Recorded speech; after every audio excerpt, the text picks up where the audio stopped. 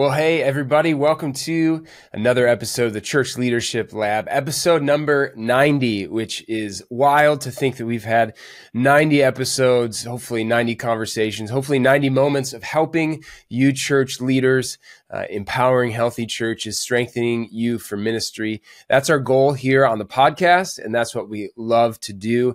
Now, given that it's our 90th episode, it actually is a unique episode for us. Because we are sitting down today here with Kendall Conner. Kendall, how are you? Hey, how's it going? Going really well.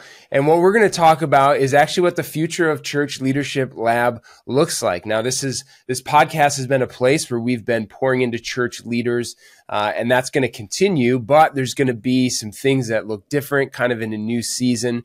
Specifically myself, I've been moving on to a new opportunity and excited for that, which means you're going to get to see a lot more of Kendall, who's going to be stepping in and hosting the podcast.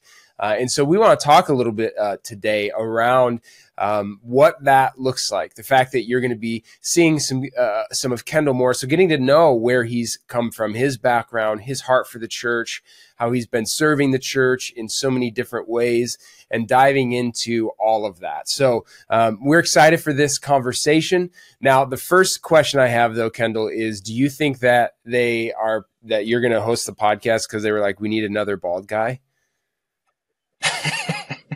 I've already been asked, if we're brothers, we have some kind of similarity, some kind of connection there. Right? They're like, we just love the glare that comes off the bald head. So we got to find another guy. No.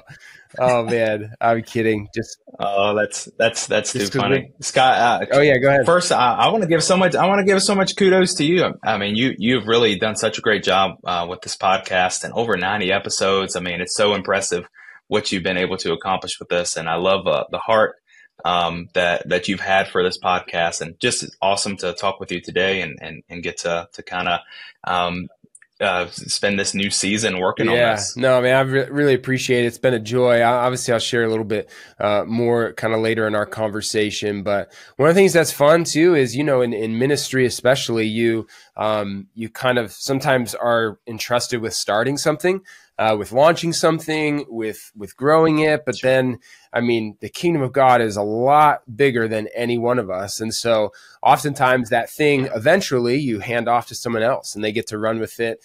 And you get to see kind of the way that they then pour into it. So I'm super excited for that. It's been an honor for me, but it's also really exciting to kind of just know that you're going to get to pour into it, put your spin on it, and I know do a really awesome job continuing kind of what we started here. So, well, I'd love if we could do this. Absolutely. Could we jump in? I'd love you've actually been on the podcast before as a guest, so this is not your first rodeo. But what I love to do is just start a little bit with your background, specifically your work with Church Motion Graphics. Can you kind of give us background there, some of the things that you've done, but also some of the things that you've learned that you can kind of help some church leaders with today? Absolutely. And I've many of you who are watching this today, I mean, you probably have heard of CMG, Church Motion Graphics, because we literally have been able to serve churches all over the world. I mean, thousands and thousands of churches with church visuals, with graphics and motions and all of these different elements that really just help to give that eye-catching media, grab the attention of your community kind of graphics. And so we've been able to make those for churches literally all over the world. And so I got involved with CMG over 8 years ago. It's kind of hard to believe.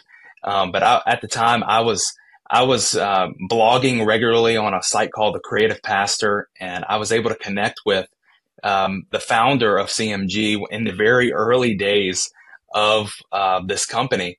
And we were able to get connected. And I said, if people just knew more about these powerful graphics and how they can have such a good effect on a worship service and reaching your community, I was like, if we could just get the word out there a little bit more, I just know how much of a big deal it would be. It would help so many people. And so way back then I got connected, and I've been working with CMG ever since. And now CMG coming into Ministry Brands, we've been able to just take that initial vision of Church Motion Graphics and CMG and just pour rocket fuel on it, right, to help even more churches. And so I've had a heart for helping the local church for a long time, and specifically using those creative elements, using those elements of visuals and media and all of those different things to really just help the local church reach their community around them, and then communicate the gospel in a fresh way to the people that they're trying to reach. And so that's been my heart for a long time. And now just excited to kind of share it with even more people. Yeah, no, that's awesome. Now,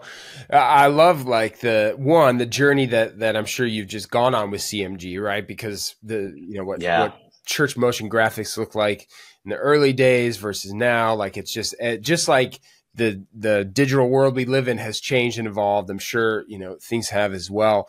But right. What are some of the things you've learned, especially as you serve so many churches, and I know have a really, thriving community of creatives, but what are some of the things that you've learned in regard to how churches can better engage their people with things like visuals, graphics, and different design elements like that? And you mentioned it, Scott. I mean, these days we have media, we have graphics and things like around us that, the technology is everywhere around us today, and people somewhat have come to expect it. And so when they come to church, a lot of times we have the opportunity really just to present a message. We have the spoken word on a Sunday morning. We have the songs that we sing, but something practical that I like to tell churches is when you tie those visual elements to it, it's really more than just trying to make things look good. They're really opening up just a way to be able to talk to people, to get your message across in a more clear way. They see those visuals and it clicks for people. And so really they're like a front door to whatever you're trying to communicate. Maybe it's a sermon, and you can use graphics as a way to grab the attention and really just kind of give an overall feeling of what you're trying to communicate before you even start to speak that message. Or maybe it's your time of worship, right? Like being able to use some graphics that should not only are you singing about the glory of God, but you're showing, that cross graphic. Are you showing that waterfall or mountaintop? And it just adds, those visual elements can add so much to the experience. And so that's why I'm passionate about it, because it really allows people to worship really with their eyes, worship visually in a way, and we get to help lead them there, which is a really cool thing. Yeah. No, that's awesome. Yeah, it can be so important, and one of those things too that honestly has become necessary. I think about just some of the conversations I've had here on the podcast, and especially talking about things like digital engagement, social media. Man, how do you do that? And how do you do that well?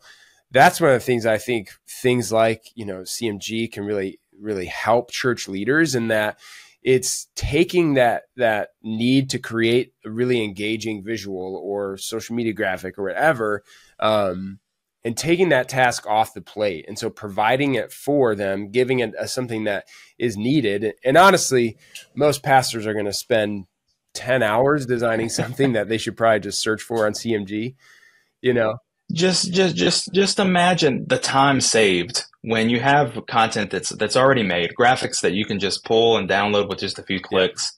That's what I love, is that we're giving you time back for real ministry, right? There are creatives that I feel like God really put that passion in their heart to be able to use those gifts and to make those graphics, right? You have people who are using their gifts, but then in the local church, like maybe in the area of ministry that you serve, your time isn't best spent 10 hours making a graphic, right? But you can download it, and then you get that time back to use for the things that God has called you to do, for sermon prep, or to spend time actually with the people in your community. And so that's what I love about the convenience factor, the time saving nature of what we get to do for churches. It's a big deal. I love that. Well, Kendall, I know that you've obviously spent a lot of time serving the church through CMG, but it's not just something you kind of do for your day job. I know that you actually serve in the church. You are actually working in ministry, and you've been a big part of a church plant that actually just had a big anniversary. So I'd love if you could kind of just share for people some insight into your time serving the church, your experience in ministry, and also share kind of that big milestone your church just crossed. I love that you brought that up. We are right on the heels of our church just celebrated 10 years, our 10th anniversary from our very first worship gathering, which just is kind of unbelievable. Yeah. I can't believe, we hit that 10-year milestone. In some ways it feels like we've been in this thing so long. But on the other hand, I remember those very early days of being on a launch team. My wife and I, we actually moved to North Carolina. We moved to a brand new area as a part of a team, a group of friends that felt called to start this church. And I remember those early days, right, when we were thinking, okay, all right, we're new to a city, having to meet people and having to start things from absolute scratch, starting from nothing and turning it into something. And so it's really, really a testament to God's faithfulness, just being able to hit that 10-year milestone. But it's I guess maybe I like to think about, church planning or really all ministry is really just about laying foundations, right? It's like literally brick by brick, just taking it one step at a time, building those relationships and just connecting with people and just sharing the love of Jesus in practical ways with folks. And so, it's a powerful thing that I've gotten to be a part of. And now just looking back on 10 years, what an honor it is. And to be a part of. But, at the heart of all ministry, it's just about people, right? It's about sharing Jesus with people. And so I love that I've gotten to be in the trenches, so to speak, and getting that real ministry experience that, has better equipped me to help folks, right? Now, I've been a part of planting a few churches, and I know that there's like when you plant a church, just like if you're an entrepreneur starting a business or there's not a whole lot of we have a big team for that, and we have all these people who do every once in a while maybe, but for the most part it's we all do whatever we need to. So what are some of the roles that you've had along the years? I know for myself, I was the drive to the storage unit and pack up my my vehicle person. I was and then everything in between. But what are some of those that you've had? Just as you said, a little bit of everything, right? But I've had roles in leading our creative team, roles in leading the volunteers and being able to help in creative elements, media elements, production, a little bit of worship, except for singing. You don't want me singing. That's completely out of the question for me, but being able to speak and to really pastor people. But overall, just a little bit of everything. But currently I love, continuing that role. Being able to serve every week in an associate pastor kind of role, and helping out with our volunteers is something that I literally get to enjoy every single Sunday. And so that's a huge passion of mine, really just helping other people to succeed as they serve. Well, I think that's so important. One of the things that's really fun, that's been really fun on this podcast is having conversations oftentimes with people in ministry, but knowing man, as we talk, I can relate to that. And I know you'll experience that too, because it's man, let me tell you what happened this past Sunday, right? When I was, serving my church. And I think that's really important. And honestly, something too that I know is true of not everybody here in Ministry Brands, but I know a lot of people, and especially a lot of people doing the work. They really care about the church, love the church, and a lot have even served or are serving in the church. And so I love that heart, and I think that it really impacts kind of the energy and effort, that you bring to this. Yeah, I really appreciate that so much. It's not ministry is the kind of thing where it never stops, right? You're always going to have different things that opportunities to come up to reach people. You're going to have different opportunities to pop up. Sunday comes every single week. And so, there's a lot of opportunity there to really just spend time with people, really look around at what opportunities are around you to serve, what people are hurting around you, what people are in need around you, and how can you turn around and invest in people. And that's what kind of wakes me up in the mornings. And it's why I love to do what I do. It's why I love to do things like this podcast, really, because I know there's people out there, there's people who are reaching their communities and serving them. And I love just being able to pour out into those people that are already helping people. Yeah, that's awesome. Well, I'd love to talk about, what does kind of the future look like then, with your role now? What does it look like as you step further into the role of, social community manager here at Ministry Brands? You start hosting the podcast. I know doing so much more. Like, what are some things you're excited about, looking forward to? What does that look like for you? I'm glad that you brought that up, just because, I really have been looking at everything that we've done so far. We've come so far, and we've really been able to build this into something that is just really powerful. I mean, I look around to the podcast and what we have on YouTube and the social channels that you've worked so hard to build. And it just gets me excited because I know that there's other people on the other side of that follow button. There's other people on the other side of these podcasts that are out there listening in their churches. And so I'm excited to be able to take this and run with it.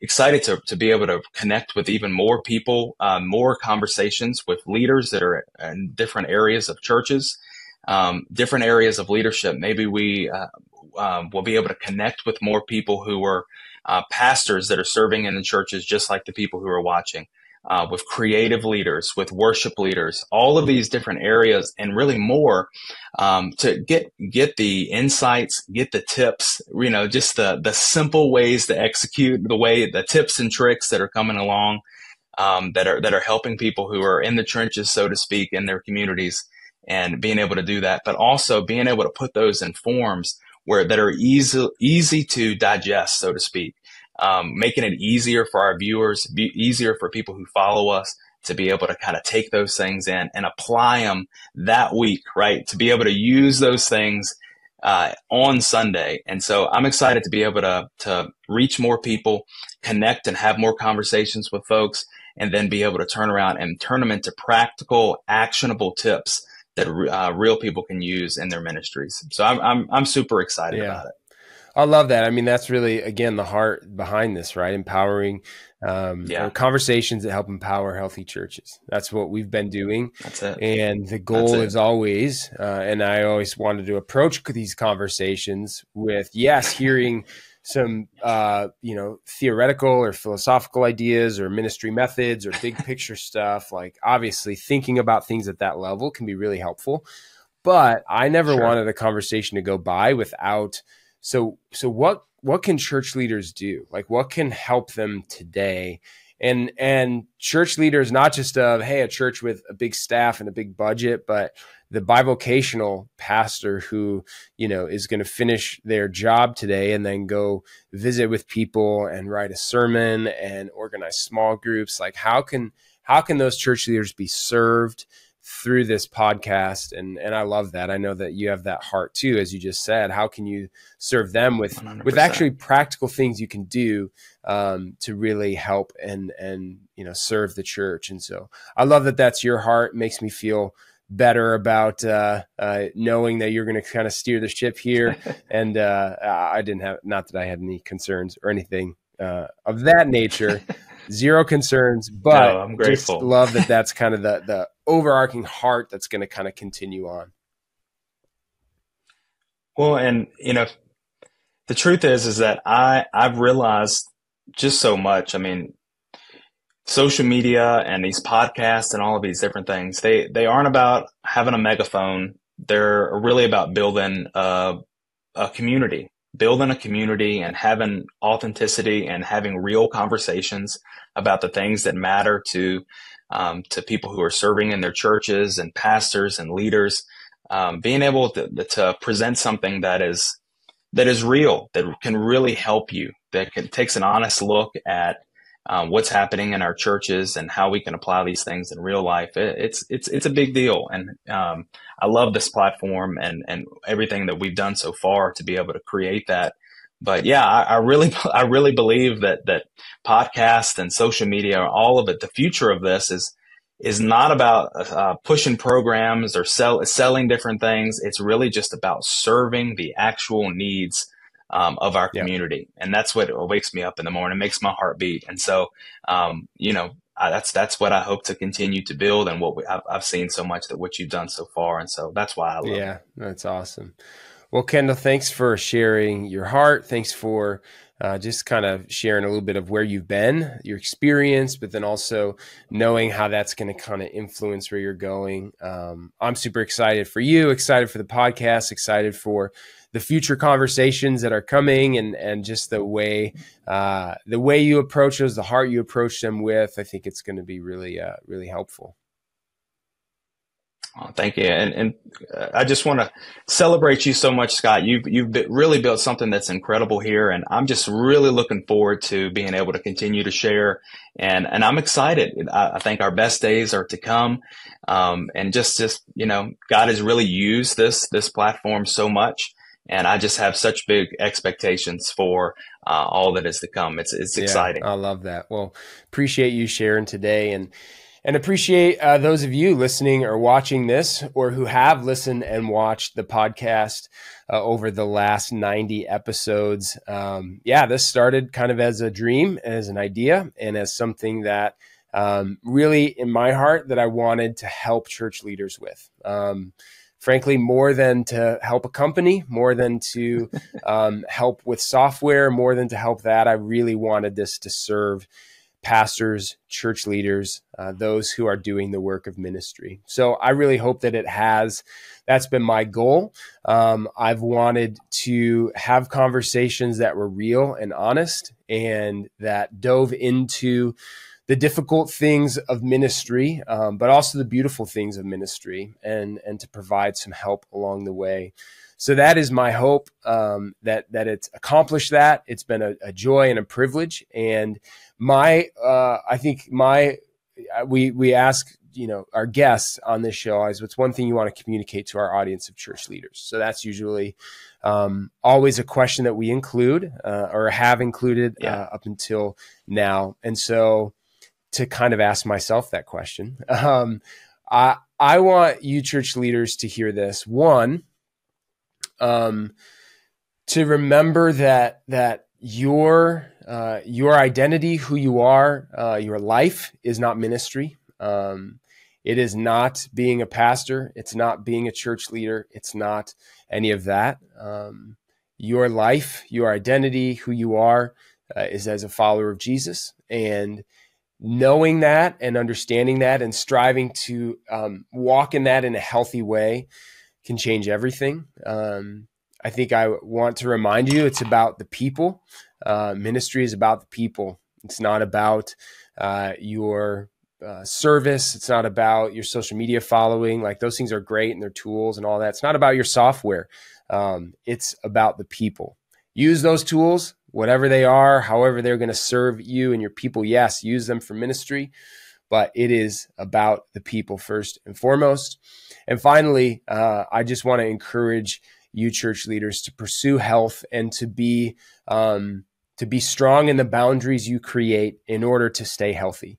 Because if you're not healthy, you can't lead in a healthy way, and you're not going to lead a healthy church. And there's a lot more that can go wrong.